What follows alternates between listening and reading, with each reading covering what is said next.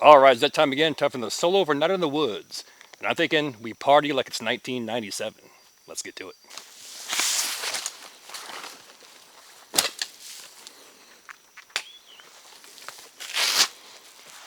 Ah,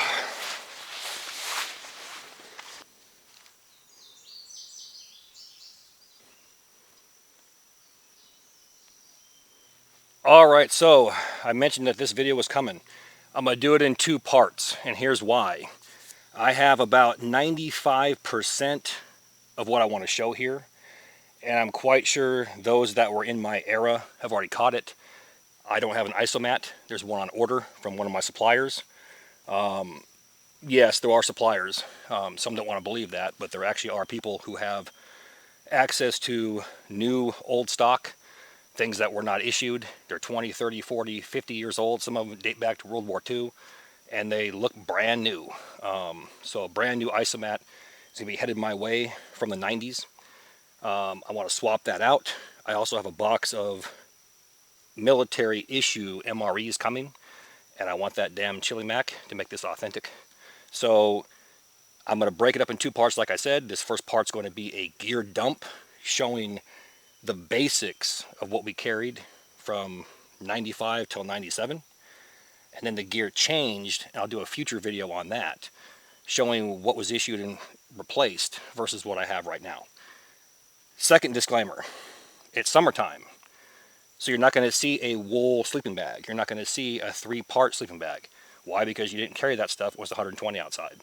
So I've tailored this to what my battalion carried, what my company made me carry in 3rd Battalion 7th Marines, 1st Platoon Lima Company in 1997 in 29 Palms.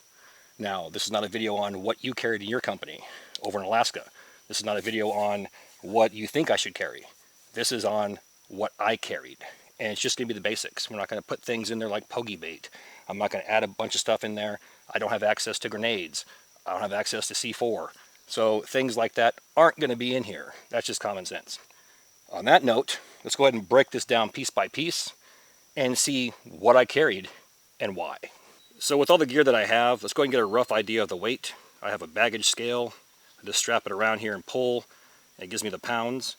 Let's weigh all this out and then add it up. The flak vest, the Y harness, 180 rounds of ammo, butt pack with the items in it, knife, medical kit, and the Kevlar helmet.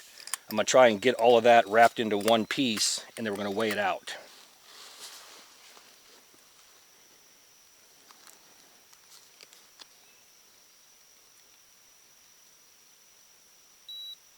Just that right there, we're looking at 31.8 pounds. Grabbing my handy dandy notebook, I'm going to round that up to 32 pounds.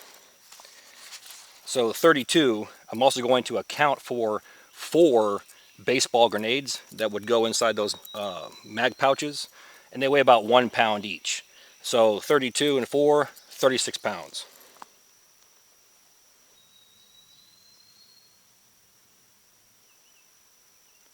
$29.04.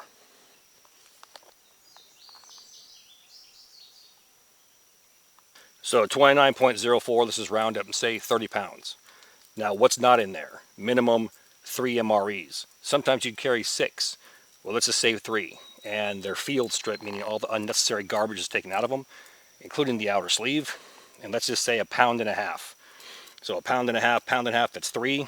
And then 4.5 pounds, let's just say 5. We're looking at 35-pound pack at a minimum. And again, that's the minimum. We could add what? Extra ammo, couple mortars strapped to it, box of C4, things like that. So let's just stick with 35 pounds as is right now. And like I said, we'll break all this down and open it up and go through everything.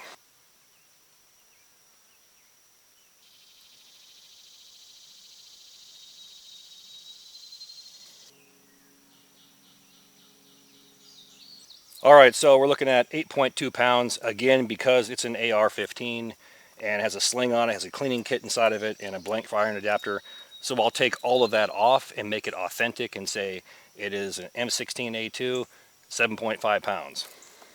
Let's round it up to 8.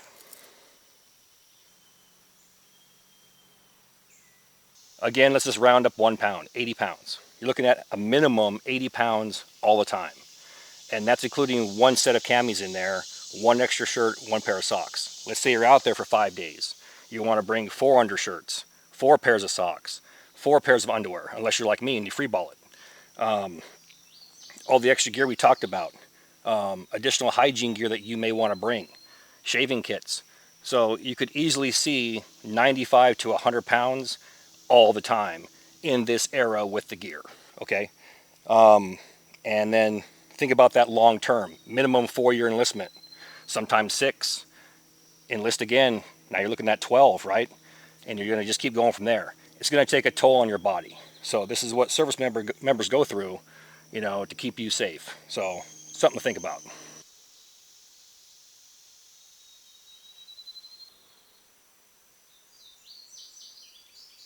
All right, so first things first, let's talk about the body armor. All through the 80s and late 90s, we were issued this woodland camo flak vest and Kevlar helmet. All right. Now, contrary to everyone's belief, this was not bulletproof. We were not bulletproof. This is not an armor plate carrier at all. Okay. The idea was when grenades blow up, well, first off, inside a grenade, if you remove all the plastic explosives out of there, there's like a waffle cone design on the inside. So when it blows apart, it fractures along the waffle cone lines and pieces of hot metal fly off. This flak vest and the Kevlar helmet, both made of Kevlar, and they were woven together to supposedly stop fragments from a grenade or explosions 15 meters or more away. So let's break that down. 15 meters, let's just say 3 foot to a meter. It's about 40 inches, but let's say 3 feet, just to be safe. We're looking at 45 feet. So if a grenade went off 45 feet away and a piece hit you, the vest should stop it. Now I know there's stories about, well, stop the bullet, and you know, maybe there's always exceptions, but it was not designed to do that. Okay, so if you see movies back in the 90s and people running around with, one of the movies I believe was Three Kings with Mark Wahlberg, one of the guys gets shot or whatever and it shows like it's flattened out or whatever. It wasn't designed to do that. Okay, so carrying this could save your life, but a lot of us were like, if we go in the water, we're taking this thing off. It's dead weight. If we're out there and the crap actually hit the fan, we're taking this off because it's just going to slow you down. And that's one reason why in Vietnam, the precursor to this, most people out in the field that were patrolling never wore this stuff. It was hot, humid, you sweat to death. I'm sure you saw sweat rings on the inside of this just from me putting it on, and it just was a nightmare. Nowadays you got metal plates inside there and all kinds of cool stuff, but just to wrap your mind around what we did back then, it was all blood and guts. 45 feet, and it could save your life. So this is the first time I'm going to show this in 15 years on YouTube, and the reason why is because I'm operating at 10% views from 3 years ago, and so I got the Doc Brown attitude. Well, I figured, what the hell? So we had a 4-man team or a 13-man squad, 5 meters minimum apart, okay, 15 feet, and we did something called buddy rushes. Your partner would get up 15 feet away. You're providing well-aimed shots, cover fire. Boom, boom, boom. While you're doing that, he says in his head, I'm up. He sees me, I'm down.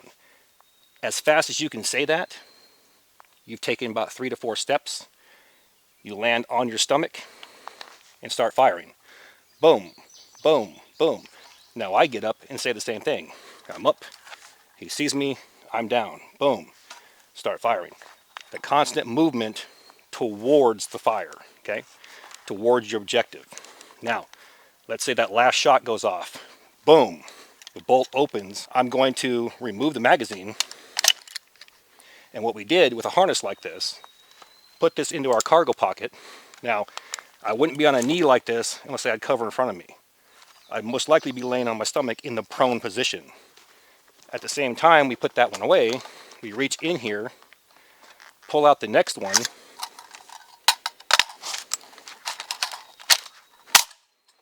slam it in there. Now we're ready to go. The round is chambered. Boom, boom, boom, boom, boom. Once it's empty, wash, rinse, repeat.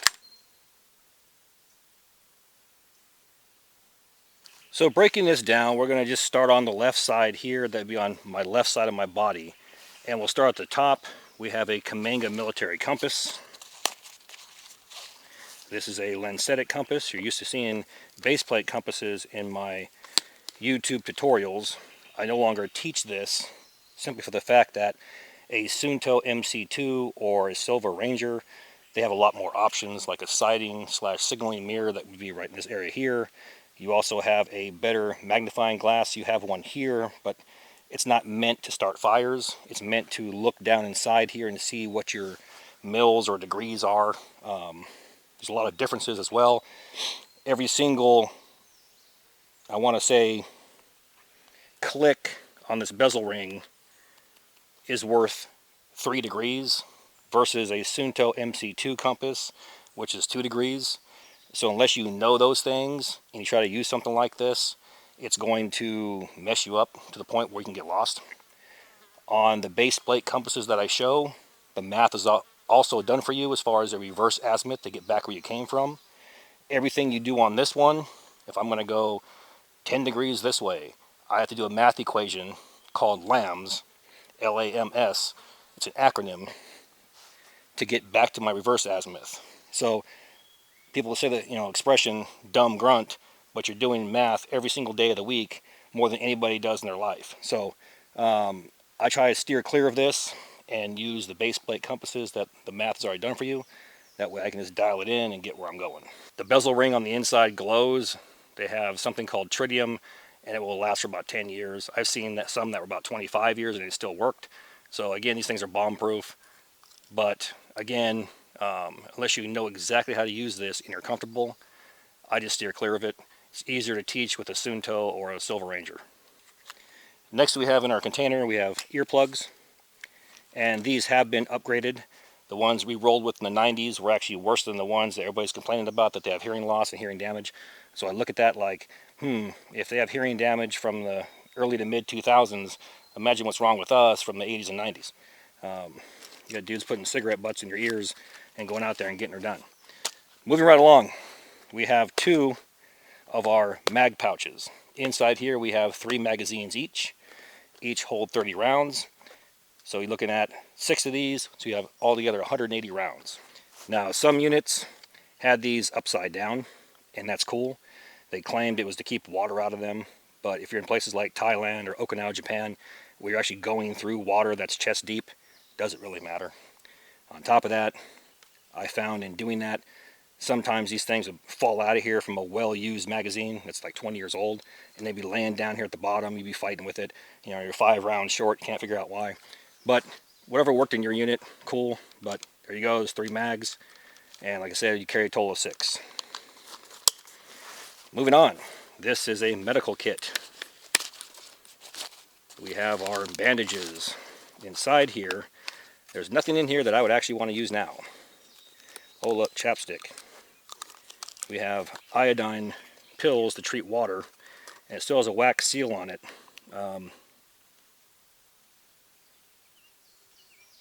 This one's dated good till 2008. Betadine, that's like iodine for wounds. Assortment of band-aids. I don't want to pull all this crap out of here, but you get the idea. Here's some band-aids.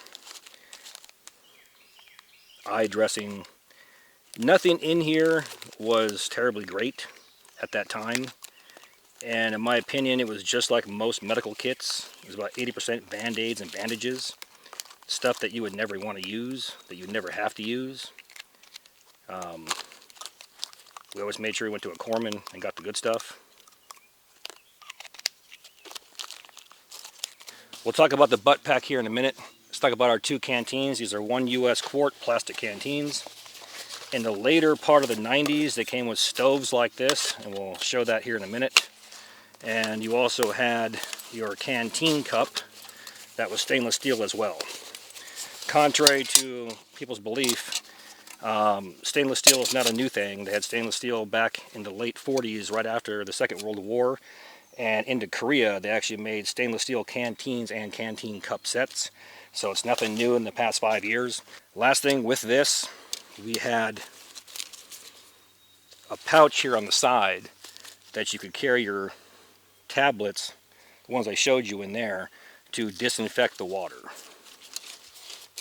Bounce from our canteen over to here, we have another redundancy mag pouch, 3 magazines inside. The side wings right here is where your baseball grenade would sit, and then you'd lock it down with this button snap right here. And again, 2 per, you can carry 4. Now, this baby right here, this is a Marine Corps issued K-bar. Very few people got issued these, or very few units did anyway. Mostly team leaders, squad leaders. Most time we had to buy it ourselves, or they were given to you when your time was up in the military. It would be awarded to you. Here you go. This one here was given to me when I left my unit the first time in 1999, and I haven't used it very much because I want to keep it. And you see it's pristine condition. Now, these get a bad rap. People say, well, you're a Marine, you should be using the K-bar out in the woods doing bushcraft. This is not a bushcraft knife, okay? And I've seen plenty of these break. I've actually bought one from a yard sale and batoned with it, meaning trying to split wood by beating on it with a log right here, and it sheared it right off. Here's why. That end right there, that is a rat tail tang. That means the size of this blade is actually reduced down inside of that handle. Versus most bushcraft knives, it's the same width as the blade all the way through the handle. So this is meant as a utility knife to cut open boxes, MREs, cut cordage, fight with it if you have to. But doing bushcraft tasks, can it be done? Yes. You can make any knife do what you want. But is that the intent of that knife? Back to that word on my channel, the intent. Bushcrafting was not the intent in the 1940s when they developed this knife for the U.S. Marine Corps. Let's go ahead and open this up and check out what's inside.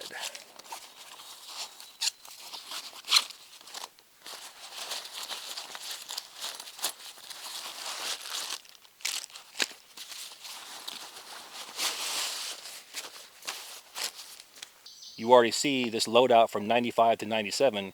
You're looking at similarities. Again, contrary to everybody's belief, these items were not invented in the last decade. They've been carried over and over and over again by the U.S. military, clear back, predating the Revolutionary War. All right? Instead of a flashlight, they actually carried a candle. Now, let's break this down.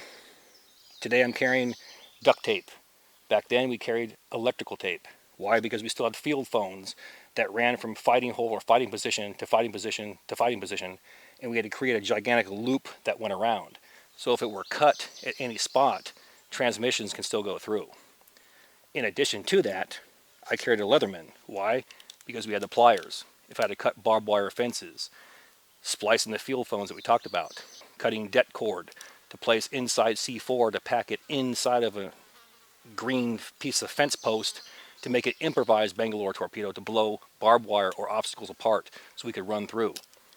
So this was in itself right here was a godsend. A chemical light to lighter positions, sewing kit, you got needles in here, buttons, repair your camis, flashlight. Marine Corps boot camp called it a moonbeam, and yes, it still works. And in the back here we had our different lenses. Should be blue, red, I believe yellow, and a clear. And somehow I got 2 red ones, not a yellow one. I'll have to figure that out later. Downside, it was not hands-free, and it carried D batteries. Now, we'll come back to this. Same thing I carry to this day, a military poncho. Why? Because it's a hell of a morale booster to get the water off your body, drape it over 2 trees, get underneath that bad boy, and get out of the elements.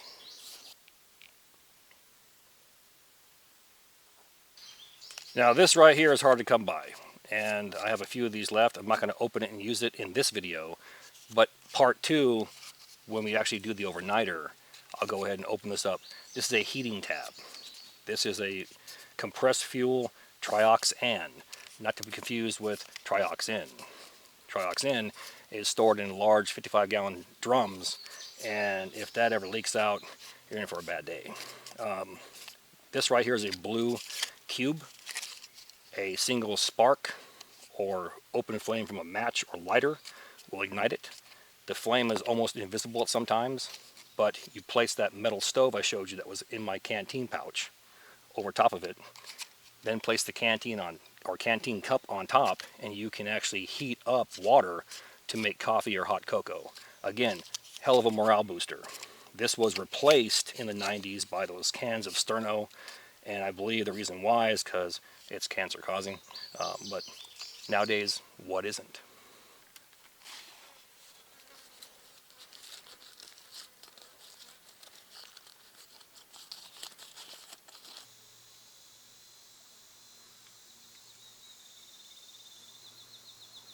And the old cleaning kit.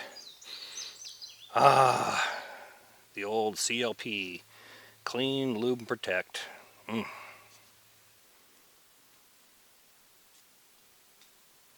This is the left side as you wear it. We have a standard 2-quart water bladder, so it holds 2 quarts of water. This, with my other canteens, will give me 1 gallon of water. On the right side as you wear it, I have my standard e-tool. Look at that. Oh, baby.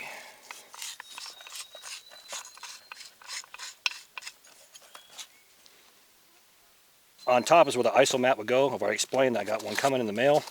You could also take this and attach it to the bottom if you wanted to, but the top always seemed to work out better. Just slide that out.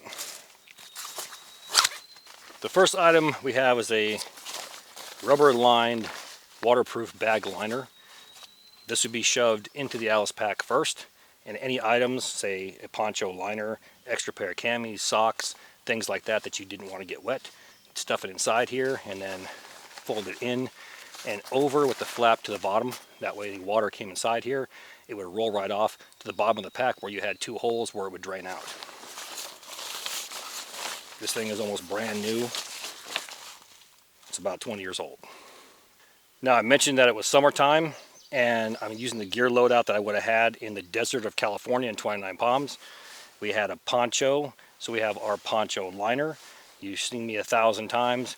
Put them both together, tie up the grommets, and you have a whoopee or a sleeping bag, a lightweight sleeping bag that you can throw on the ground or lay on top of your isomat if you had one, or simply drape it over your body. Let's go ahead and take a minute to reflect. We talked about the butt pack and I showed you the contents. Right off the bat, we noticed what? That they were similar to the items I carry now. They were just bigger, bulkier. Instead of a large flashlight, carry a headlamp. Instead of a Leatherman, I carry a pocket knife. Instead of electrical tape, I carry duct tape. Still carry what? The poncho. And we noticed just now, carry a poncho liner. And in my current videos, I'm carrying a poncho and poncho liner. Now, let's make another observation. Those that follow my channel over the years, I've always said what? The largest portion in size or weight or both is always what? The sleep system. So because it's summertime and we're doing a military 1997 gear loadout, we'd carry a poncho and poncho liner, just like today. Although it's ultra light, it takes up a lot of room. In addition to that, all throughout the 80s and up until 1997, the Marine Corps issued a shelter half, which consisted of 6 aluminum stakes, 3 tent poles that made 1 large tent pole, and this 3.5 to 4 pound canvas shelter half. Now you partner up with somebody and they had the exact same loadout, and you put it together and would create a military pup tent. So just with this, a poncho and a poncho liner, you can see the bulk of this is going to take up that medium-sized Alice pack. Once again, our shelter portion seems to weigh the most. We mentioned earlier that for the overnighter, we have one change of clothes. We have an extra pair of camis, pair of socks, and no undies because we're free balling, baby.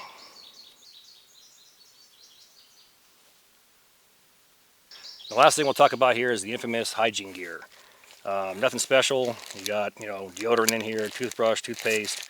Big thing in the Marine Corps is shaving. So you're gonna have some razors in there, Motrin, things like that. Either shaving cream or shaving paste.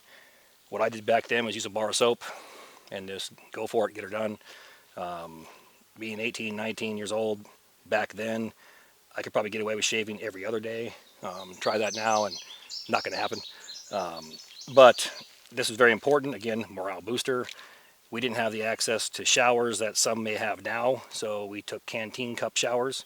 And believe it or not, just having something like that to just take a washcloth to your face and nether regions and things like that, and just get that cool water on you and that breeze hits you, that in itself, it just makes you feel refreshed. So, but all of this is included in that kit. And like we've already established, we're looking at 80 to 100 pounds. I didn't want to do one video because it would be probably an hour and a half long. We already established early on 30-minute videos. Then when the views dropped to 50%, most couldn't watch 30 minutes. Went to 20 minutes, most can't watch that. Now we're at 10 minutes and we're finding out that most can't watch that. So this video is going to be whatever's going to be. I'll try and keep it as short as possible. And those that enjoyed this or practice misery will actually like watching the video to be like, well, that was cool, and I'm glad I'll never do it again. Some will have no interest in this and not bother to watch. But the important thing is it's out there so you can understand what I'm carrying and why we carried it. The next videos, I'm not going to talk about any of the stuff. We're just going to go ahead and set it all up and do it. And it's probably going to be just as long. So bear with me. All right, so before we get out of here, the moment that everyone's been waiting for. Last week we talked about getting gear from California. I came back with an entire van full of gear. And what we're going to do is we're going to slowly drop that into my Etsy store. Probably about 10 items at a time. And here's why. Because it's a task to go through all the descriptions and go through all the chaos with that. And they just changed their format, so bear with me. But right now, if you go to my video description box, it says the Etsy store, my Etsy link. Click on that and it will take you to the Etsy store and you're going to see all the gear right there. In addition to that, we have 50 Corporals Corner cup and bottle sets that just dropped as well. So you can grab a cup and bottle set, check the gear out. It's something you're interested in, something you can't find.